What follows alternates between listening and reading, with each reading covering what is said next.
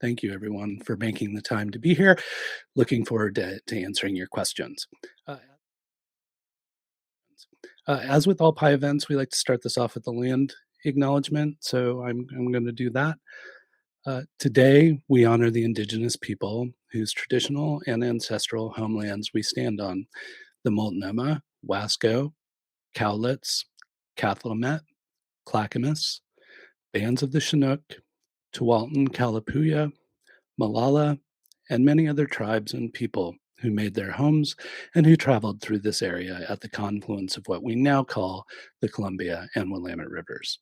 It is important to acknowledge the ancestors of this place and to recognize that we are here because of the sacrifices forced upon them. In remembering these people and communities, we honor their legacy, their lives, and their descendants. Thank you.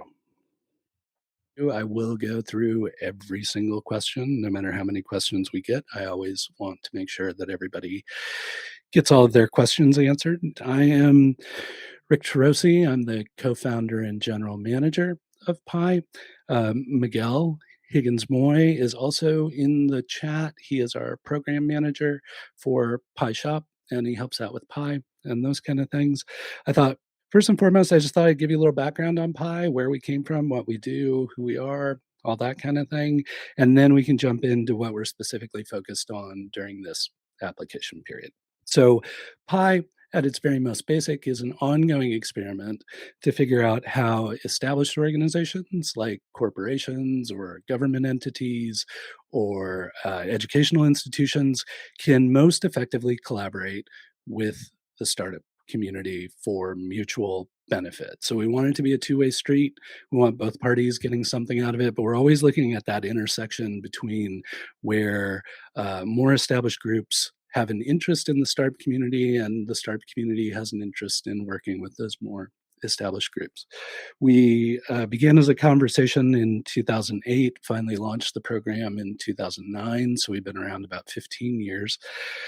And we originally started as a co-working space housed within Wieden and Kennedy, the global advertising agency headquartered here in Portland. While we were with Wieden, we behaved as both a co-working space and then became an early stage startup accelerator. So what we mean when we say early stage startup accelerator is, unlike an incubator, we see an incubator we see as a protective environment. An accelerator we see as a program that introduces you to the real world and the stressors of the startup world more rapidly than you would be able to encounter those on your own. So by analogy of like an automotive production line, incubators are the places where they're like carving the prototypes out of clay and putting the concept vehicles together and all those kind of things. Pi and accelerators are we're putting crash test dummies in the seats and running your company into a wall as many times as we can to figure out where the issues are, where the opportunities are, all that kind of thing. Throughout the years, we've had the opportunity to engage with any number of interesting partners. Google, Coca-Cola, Target, obviously Wieden and Kennedy, a few others, and Daimler, another one here locally.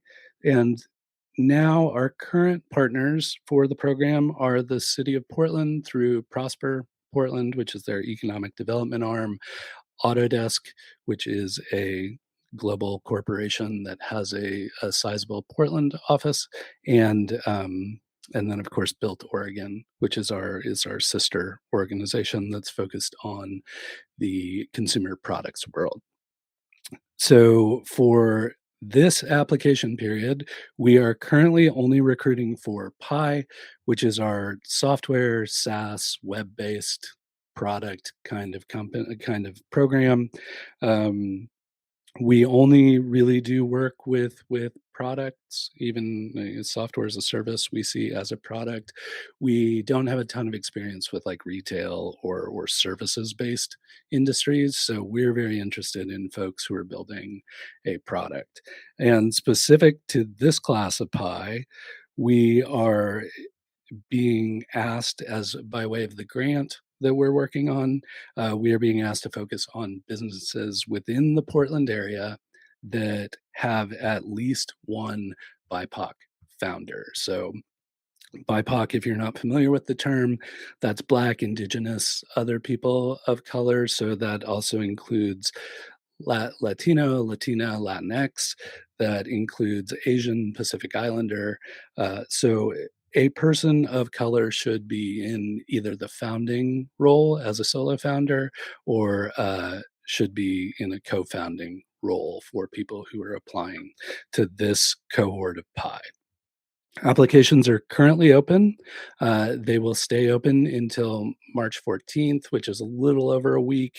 Some people get really stressed when we say that, but fact of the matter is we've left the application open for like 2 months before. We've left the application open for a week, and you all know as founders, like, you put it off to the last minute and everything comes in the last 24 hours anyway. So, don't stress about it too much. It's a really quick application process. If you're interested in applying to Pi, we accept both kind of pitch deck, one sheet level kind of things. You can just submit that, and that's all you have to do.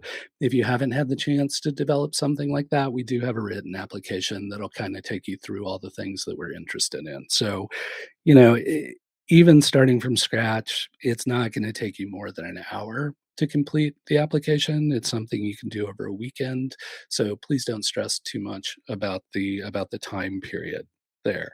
Now, for folks who may not be interested in Pi, but may be interested in some of our other programs, Pi Shop, which is our partnership with Autodesk that focuses on manufactured objects, ideally manufactured objects that have an electronics component to them of some sort.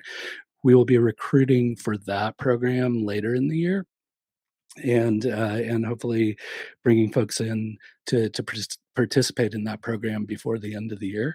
And then our consumer products program, Pi Consumer, that we run in collaboration with Built Oregon, is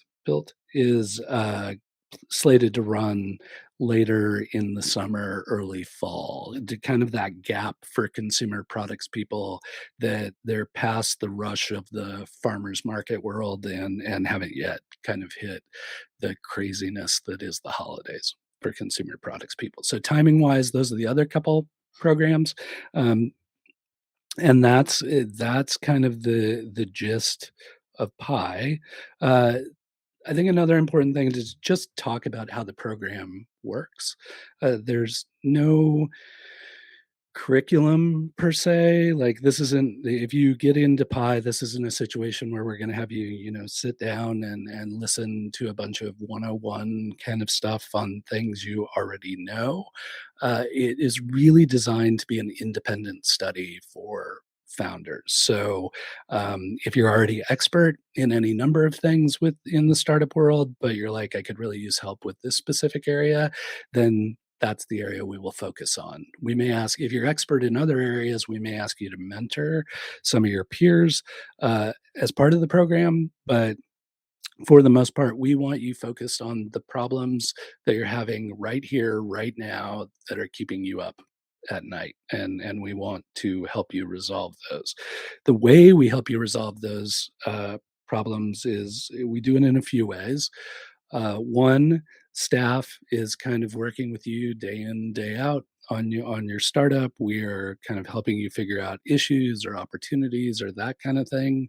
But we also have at our disposal a group of volunteer mentors who have a wide span of expertise, who have volunteered their time to help startup founders. So generally, any issue you're experiencing, we have several founders who are expert in that issue or problem or opportunity, and so it becomes the job of the staff to do matchmaking for you, to say, based on what we see you going through, you need to go talk to these three mentors, work on that problem, resolve that problem, and then come back to us, and we'll kind of keep working through the next problem.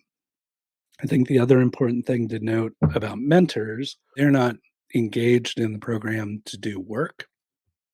they're engaged in the program to provide advice.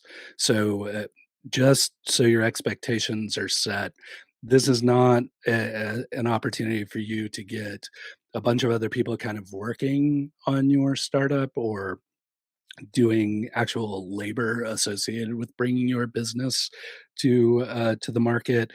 Our mentors are really focused on listening to what you're going through, providing advice on what they would do in that situation, and kind of guiding you on how to resolve that stuff. So I always want to caution folks that this isn't an opportunity to get free work or free consulting or those kind of things. It's an opportunity to get direction or feedback on things you're struggling with. And from your perspective, I think it's really important to note that it's an environment where you will be forced to hear a lot of feedback and kind of assimilate that feedback and then make the decisions you think are the right decisions for your company. No one knows your company better than you do. We can provide a ton of advice and a ton of guidance, but when it comes right down to it, the obligation is yours to make the right decisions for your company. Another thing that makes the PI program a little different is when we originally started, we were a for-profit company that invested in each of the startups that came through our program. When we spun out of Wieden Kennedy in 2016, we decided to become a nonprofit entity. So what that means to you beneficially is there's absolutely no cost to this program for you as a founder. There's no tuition, there's no equity taken. We don't expect any compensation in any way, shape, or form. Our bills are paid by grants that we've secured or by corporate partners like Autodesk. So from a founder's perspective, this is all free and clear. That includes um, all the kind of like mentoring and those kind of things, participation in demo day, should you choose to participate in that. And then now that we're all kind of getting back to in person, that also includes the opportunity to work out of the Autodesk space on a consistent basis for folks. We still haven't figured out if that's going to be day in and day out or just kind of like regular check-in kind of things. The pandemic has kind of changed everybody's workflows. So, like for some folks, it could be more disruptive to have to come into an office day in and day out. For other folks, that's something they need. So again, we'll take that on a case by case basis for companies. In case you just arrived, applications are due on March 14th, which is about a week away. But don't stress about that too much because it's not. I mean, stress about the day, the deadline, but don't stress about the amount of work that's going to take you to get there. And we'll provide some links to prep materials and those kind of things that'll kind of help you think through that stuff before you actually take on the application. If you have a pitch deck or a one pager, that's all you need to do. Just give us your contact info and send in those documents and you're done. You're done applying. As far as the process goes after the application period, what happens after applications close is we begin to review all the companies that have applied. We, consult with mentors and partners and other folks to get feedback on what we're seeing. We, kind of make a first cut based on companies we think we can be helpful with or what they're working on or what have you. An interview, face to face interview kind of process where we will sit down with you or you and your team and kind of just talk through what you're working on, ask some additional questions, kind of figure out how we're feeling about the company and how helpful we can be after a slightly deeper dive and reach back out to you and let you know or not. Should you be accepted, we're currently targeting a start date sometime in April, and we'll give you more heads up once we get it really depends on how many applications we get. So if we only get 100 or so applications, we'll be able to get through those a lot more quickly. If we wind up with, 400 applications, that'll take us a little longer. So we'll kind of level set and give you dates once we've seen how many applications we have on March 15th, and then give you some timelines for that kind of stuff. Again, the March 14th deadline is just for Pi. Stay tuned for Pi Shop and Pi Consumer. We'll get you dates on those as soon as we have them. But right now, we're only running the Pi program, which is software, SaaS, mobile, web-based, cloud-based kind of things. All right. Looks like we got about 5 questions in the queue, so I'm gonna go ahead and jump in here and start answering things. Again, feel free to throw questions in there at any time or to upvote questions that you already see in there. So, first question, the application mentions startups needing to be located in Portland, Oregon. Does this include the entire metropolitan area, the Beaverton, Tigard, etc.? So we are, as I mentioned, funded by this program itself is funded by a grant from Prosper Portland, which is the economic development arm for the city of Portland. So they are very much interested in companies located in Portland proper. That being said, if there's a really compelling company that happens to be on the outskirts of Portland or in a suburb, that's always a conversation that we can have with Prosper. So I would encourage folks in the metropolitan area to apply. I think, we always have a few folks who come in who are like, "Oh, this doesn't exactly match the parameters, but we're super interested in working with them." And so we are able to go back to our to the people who've provided the grant and negotiate those sort of things with folks. So I will say with the caveat that Vancouver kind of falls outside of that because that's an entirely different state, right? So, like, we can kinda work with Portland Metro and make some arguments in that regard, but it's very difficult for us with this grant to argue that we should be working with a company that's located in a different city and state. So, hopefully that answers that question, and if it didn't, feel free to pop another one in there. Next question. At this point, all I have is an idea and the blueprint for different pieces on the proof of concept. I've spoken to many different individuals who I think are the target market, and they say I have a good idea. What are the next steps to get the idea or product off the ground? I will say that, that concept is not too early for Pi. We don't require you to have a prototype or product market fit. We take a variety of things into consideration. Some folks will join our program because they, are promising founders or a founding team, and they're still really trying to figure out what idea they wanna work on, so don't let that dissuade you from applying.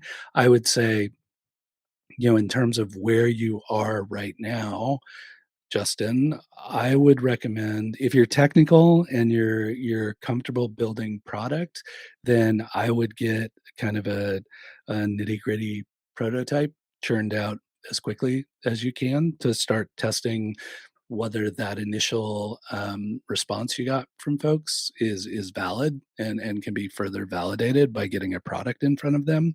If you if you're not technical, that's absolutely fine as well. I always encourage like non-technical founders to find ways to engage with that target market without having to write even a line of code. So that means things like, can you get a bunch of people on a newsletter list, or can you start a meetup group, or can you start a social account where you're starting to attract the target market with whom you want to engage. You're starting to build a community around your product, and then how can you use that community as a sounding board for determining what the minimum viable product is for you to be building.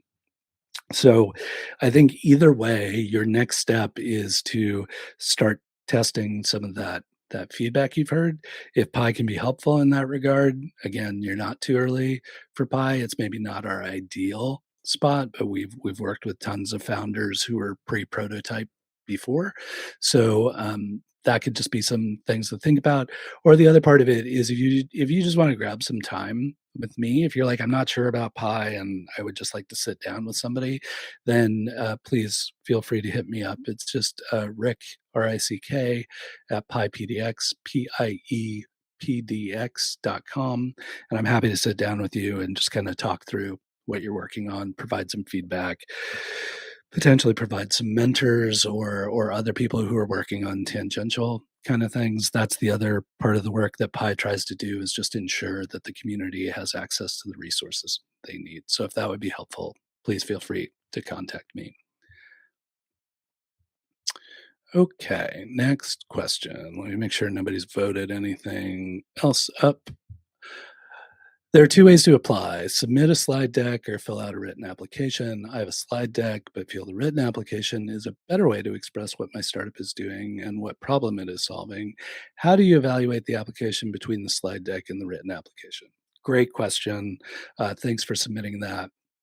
There's really no like, one isn't better than another. What we're trying to do with the written application is just help provide a format for folks who may not have thought through all the elements of a slide deck, or who haven't done this before and don't might not understand or appreciate all the topics we would have an interest in. Folks who've generally gotten to a slide deck level, 9 times out of 10 have answered every question we will ask in the application, which is why we don't want to ask founders to kind of spend their time and energy putting the same information into a different format when it already exists in a slide deck. So as far as that stage goes, which is really the, who are these folks? What are they working on? Can Pi be helpful? Where do we assume they're going to have challenges or need support? All of that comes from a slide deck, and we over the past 15 years we have seen plenty of slide decks, so we can that helps us make a pretty quick assessment, the same way our written application does. Now that being said, if you're like, I still kinda wanna hedge my bet. I'm gonna put the slide deck in, but I wanna submit, part of a written application. That's absolutely fine too. If you feel more comfortable, that tells a better story about your business, please do that. We'll just consolidate all your responses as we're doing the review. That's not more work for us. We want the founder to feel like they're telling the best story possible. So do one, do both, do either. At that stage of the game, that's not where we're making like really drastic decisions about things. It's just really, is there any there? Does Pi have resources that can be valuable? Um, does this seem like something either we've worked on before or we would like to explore working on? I think that's the other thing with Pi is we always appreciate it when founders come to us with a problem we haven't seen before or with mentoring opportunities that we haven't seen before, because then that allows us to engage with more mentors and recruit more interesting people to be part of the Pi community and to help founders. So, long story short, there's no right way. Whatever is easiest for you and whatever makes you feel like you're uh, showcasing your company in the best light. Okay, question from Nate. What are the interaction patterns for this? You said it's independent study for founders, but what structure is there for the program and connecting with the appropriate folks? So, great question. So, Pi's old form, I will kind of hedge this response. So Pi's old format was, a bunch of founders at a bunch of companies all sitting in the same room day in and day out, physically co-located in a co-working space. And so then it would be a mixture of, weekly one-on-ones with Pi staff, uh, some regular programming, bringing in mentors to do office hours and that kind of thing. Pi staff making specific intros for you to Pi mentors that we think could be of value to you. And then also a weekly gathering that we call family dinner. Family dinner is really just our format to get startup founders talking to and supporting one another. So we call it family dinner because it occurs around a meal. It's designed to be a safe space where founders can talk to other founders and share issues that they're going through, and really provide support for one another. So those are the basic constructs of the program. But that being said, something blows up midweek and you're like, I don't have a one-on-one for another 4 days, then it's fire drill driven. Like, you can come to staff at any time and say, I really need help with this. Do you know anybody who can help with this?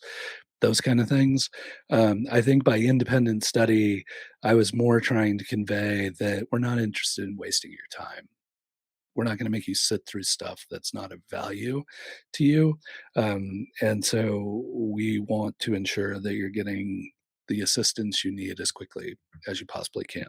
Now, in the virtual world, that has been a little bit trickier to really recreate that same kind of environment.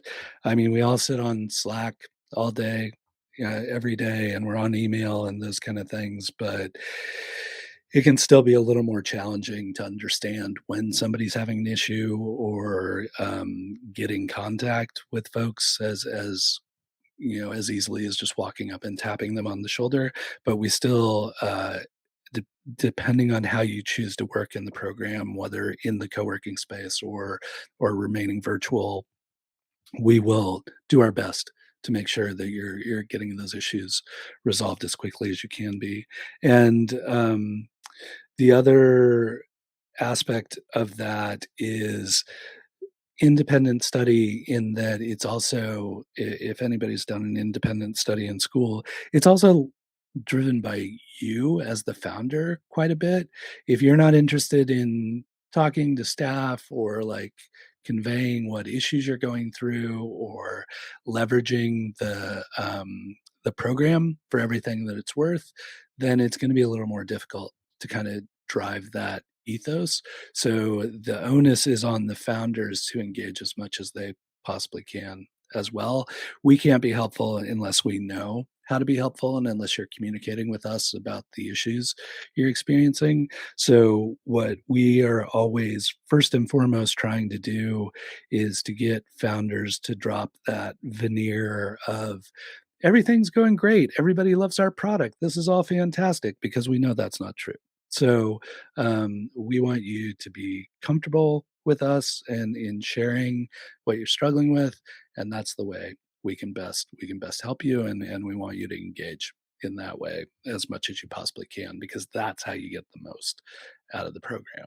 So hopefully that answers that. Just to touch on it again, it's more matchmaking than speed dating. So we've never been huge fans of speed dating because that doesn't feel like a good use of time for either the founder or the mentor. So the staff acts as a conduit to help you connect with the people in the community that we believe can be most helpful to your company. And then, both you and the mentors provide the feedback about like other areas where you can need help, but a lot of that is driven by staff. Okay. If our company is building an app that is a secondhand marketplace, does that fall outside of the SAS tech types of focus? It's an app, so, sorry, I cut that one short, but, no. No, e-commerce is perfectly fine, marketplace is perfectly fine. We've done a ton of work with companies like that in the past. I think what I was trying to help folks understand is just, like, if you were trying to do that secondhand marketplace in a physical retail environment, we don't have a ton of experience there, and we can't be very helpful in that regard. Like, nor could our mentors. That's just never anywhere that our program has been focused on. So I wouldn't encourage folks getting into retail or physical locales to apply for Pi. But if what you're building isn't, a 2 to 3 sided marketplace with e-commerce, and it's on the web, and people can both submit products there but also purchase products there, that's right. We do that kind of work all the time. So that's right within our wheelhouse. Hopefully that answers that one. Okay, folks, usually people keep me here to like 90 minutes. So uh I'm either getting better at the talk and answering the questions at the top, or we've created, we've revised our materials to the point that they're conveying all the information. Oh, see, I knew it. There's another question popping in. Just one sec. Uh, cool. Yeah, let me answer this one. Sorry, my browser. My company is not BIPOC founded. Are you able to speak whether a future cohort would be a fit? So, great question. Thank you. Uh, at this point in time, yeah, P.S. It is women owned. Okay, cool.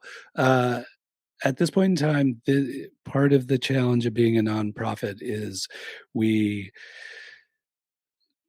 figure out ways to finance the program in ways that grants usually have certain requirements associated with them.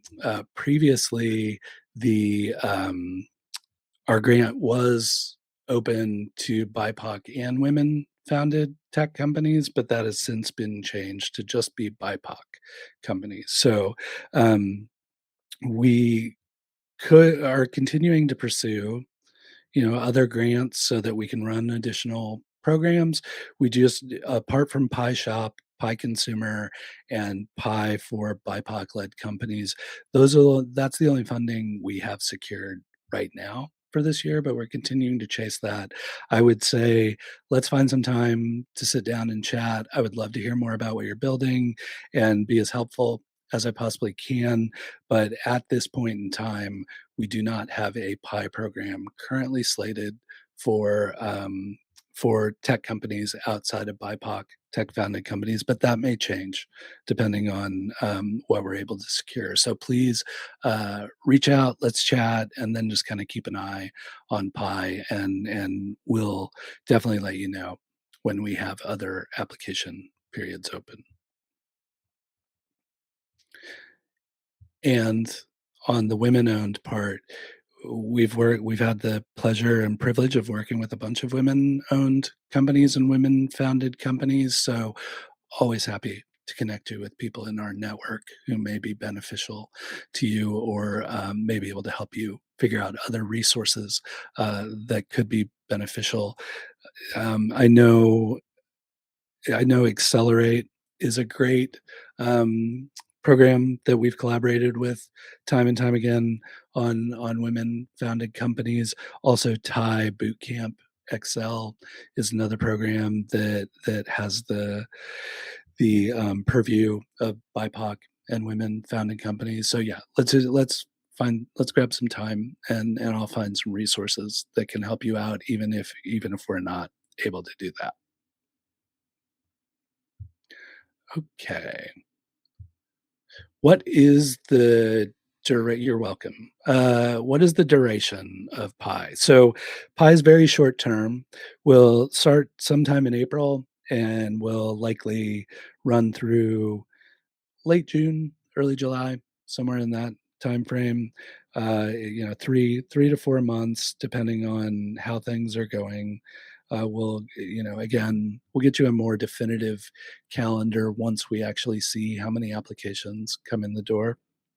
So in terms of calendar, it's a 3 to 4 month commitment. In terms of time, week to week, all told, we we advise founders that they're probably going to need to carve out one workday scattered across a week to participate in Pi. So, yeah, 8 hours a week for mentor meetings and meeting with Pi one-on-one and attending events and um, attending family dinner and those kind of things.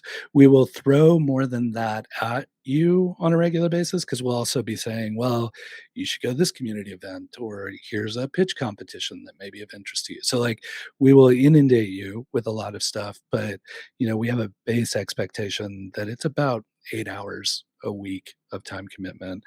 That being said, once we get closer to demo day, so the time where people present their companies to the community, the last 4 to 6 weeks, that time's probably gonna double because you're gonna be working on your presentation and your pitch and all those kind of things, but you will be able to kind of schedule time for that as the class goes on, so hopefully that makes sense, but about 8 hours a week.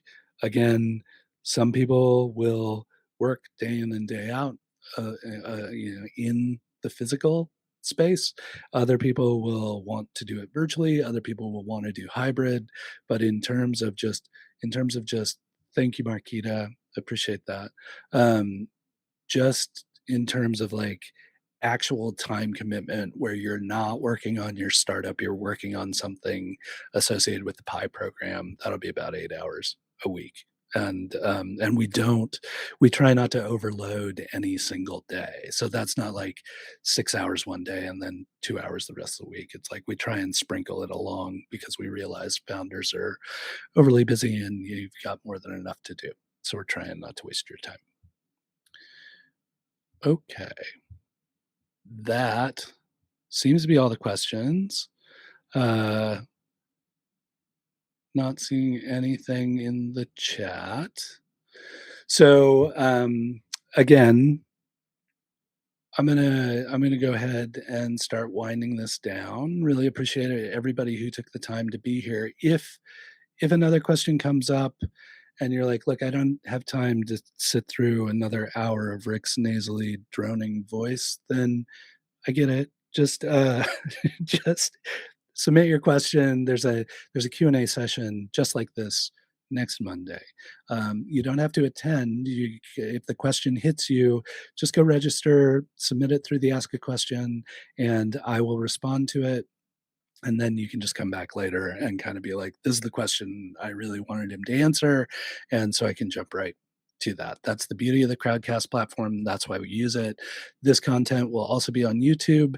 If you need a sleep aid, if you're a stressed out founder and you're like, what the thunderstorm isn't working anymore, I need a new droning voice to make me fall asleep, this will be available for that too. So see, added benefit of engaging with Pi. You also get a sleep aid. Um, look forward to hearing from all of you. Always feel free to reach out.